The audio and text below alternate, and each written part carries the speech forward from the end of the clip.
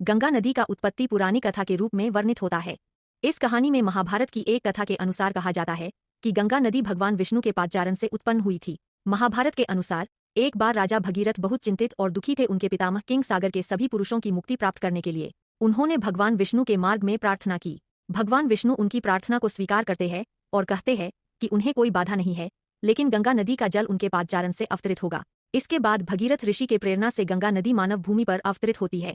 उसके अवतरण के समय गंगा नदी का प्रवाह इतना वृष्टिबार्षित होता है जैसे कि वह पृथ्वी को धो देता है। बाद गंगा नदी भगीरथ की प्रार्थना के अनुसार उनके पूर्वजों को मुक्ति प्राप्त होती है और इसी कारण गंगा नदी को भगीरथी और भगीरथी सुता के नाम से भी जाना जाता है। इस पुरानी कथा के अनुसार गंगा नदी का उत्पत्ति का उद्देश्य मानव जीवन की मुक्ति और पूर्वजों के श्राद्ध अनुष्ठान के लिए एक पवित्र उपाय प्रस्तुत करना है। हिंदू धर्म में गंगा नदी की पवित्रता और पूजनीयता अत्यंत गहन है और इस नदी के जल उत्सवों, श्राद्ध अनुष्ठान और अन्य धार्मिक क्रियाओं में अनिवार्य भूमिका निभाता है।